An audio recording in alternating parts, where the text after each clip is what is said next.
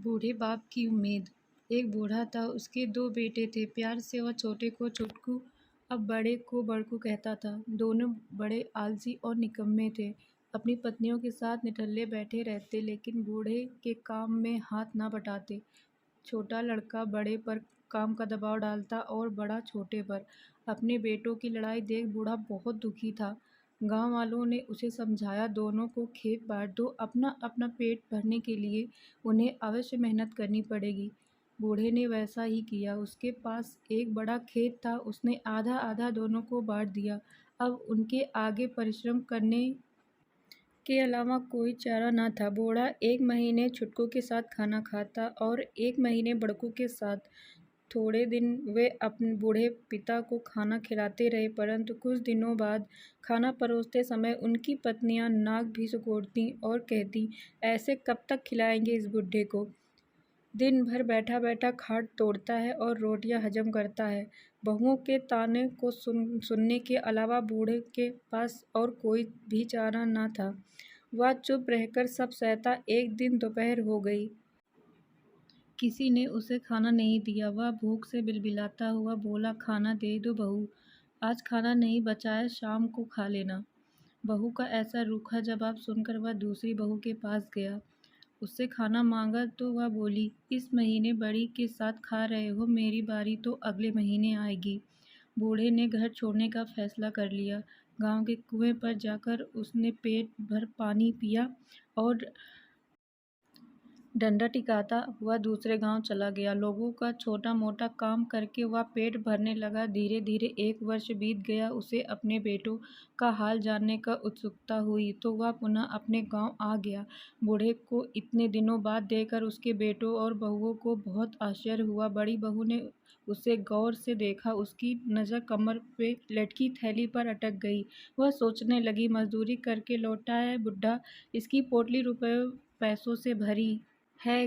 झट घूंघट काढ़ आगे बढ़कर बोली, कहाँ चले गए थे पिताजी, आइए बैठिए, भोजन कर लीजिए। छोटी बहू ने जब यह सुना तो उसे बड़ी तसल्ली हुई। वह सोचने लगी, अच्छा हुआ मेरे घर आकर नहीं बैठे, वरना कौन करता बुढ़े की सेवा। छुटकू की नज़र थैली पर कुछ देर बाद पड़ी। उसने यह बात अपनी पत्नी को बताई और बोला, देख कल पिताजी को अपने घर बुला लाना, प्रेम से उनका दिल जीतने की कोशिश करना, वरना बड़कू बहुत चालाक है, उसकी पत्नी भी बहुत चतुर है, पूरी थैली हजम कर जाएंगे वे दोनों। छुटकू बड़कू वे दोनों बूढ़े की सेवा करने लगे। दोनों बहुएं खाने पीने का ध्यान रखने लगीं। बूढ़ा उस थैली को कभी अपनी कमर से अलग ना करता, सोते समय भी अपने तन से चिपकाए रखता। उसके बेटे और बहू की नज़र उस पोटली पर अटकी रहती।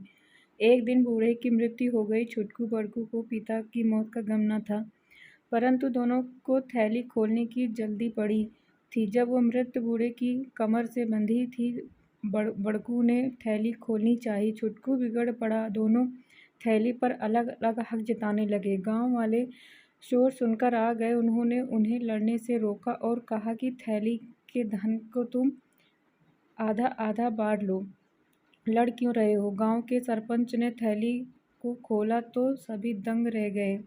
उसमें मिट्टी, कंकड़, पत्थर के छोटे छोटे टुकड़े पड़े थे।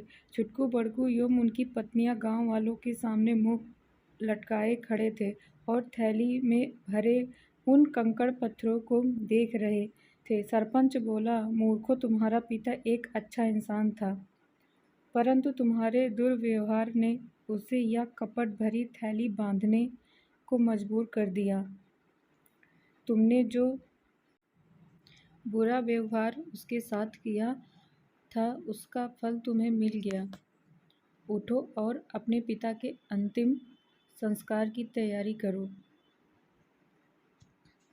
दोनों भाई पछतावे के कारण सारी जिंदगी जीते रहे। जब वह खुद बूढ़े हुए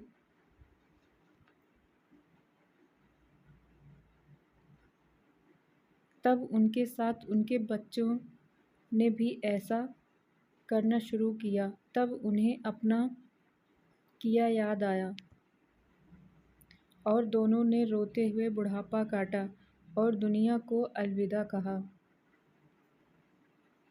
सीख, आज जो आप करोगे कल वो आपको भी मिलेगा, इसलिए हमेशा सबके साथ अच्छा बर्ताव करें।